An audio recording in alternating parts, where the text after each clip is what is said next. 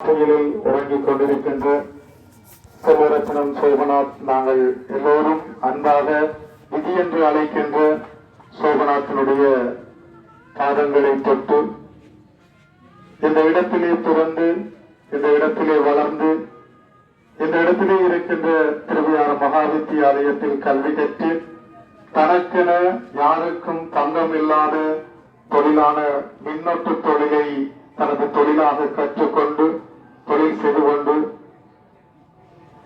அன்பாக நேசித்து மனம் முடித்து இன்பமாக வாழ்ந்து கொண்டிருந்த காலத்தில் தன்னுடைய துணைவியாரின் தாயாரின் வீட்டு வாசலில் துணைவியோடு கூடி நின்ற வேளை கொடூரமான அவலமான மரணம் அவரை அண்மித்திருக்கின்றது. இந்த இளம் வயதில் இறைவன் அவருக்கான விதியை முடித்திருப்பார் என்று யாருமே எண்ணாத அந்த காலை வேளையில் அவருடைய உயிர் நம்மை விட்டு பிரிந்திருக்கின்றது. நிச்சயமாக அவர் எங்களோடு கூடித்திருந்த நாட்கள், இந்த சமூகத்தில் நண்பர்களோடு பழகிய நாட்கள் அத்தனையும் அற்புதமான நாட்கள்.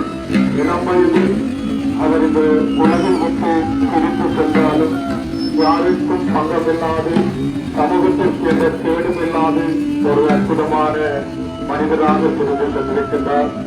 உண்மையில் அவருடைய பிரிவுக்கு பின்னாலும் பல மாற்றங்கள் இருக்கின்றது. அவருடைய இந்த பிரிவு பலர் மத்தியில் சமூகத்தில் ஒரு மாற்றத்தை ஏற்படுத்தும் என்று நம்புகின்றோம். எல்லாம் வல்ல இறைவன் அவருக்கு அவருடைய ஆத்மாவினுடைய சாந்திக்கு உறுதுணையாக இருந்து அவருடைய ஆத்மா இறைவனுடைய பாதத்திலே சாத்மா அடைந்து மீண்டும் ஒரு வடிவில் இந்த சமூகத்திற்கு வருவார் என்கின்ற நம்பிக்கை இருக்கின்றது. அந்த நிலையை எல்லாம் வல்ல கனகாம்பிகை தாயவள் நிச்சயமாக ஏற்படுத்தி கொடுப்பார். அண்மையில் கூட கனகாம்பிகை என்பது ஆலயத்திலே தனக்கு தெரிந்த தொழில் மின்னோட்டு தொழிலை வந்து நேர்த்தியாக செய்து கொடுத்துக் கொண்டிருந்தார். அப்படி அனைத்து விடயங்களிலும் பங்கேற்றுக் கொள்ளுகின்ற ஒரு அற்புதமான ஒருவரை இழந்திருக்கின்றோம்.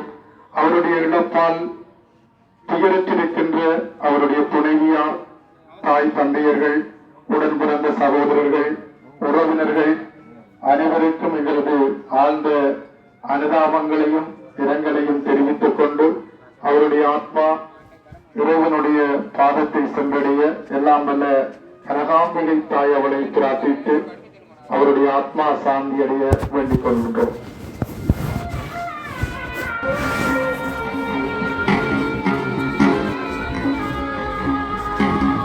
உரையினை நிகழ்த்தி சென்ற சுதர்சன் அண்ணா அவர்களுக்கு நன்றியை தெரிவித்துக் கொண்டு அடுத்து அமரத்துவமடைந்த சோபநாத் அண்ணனுடைய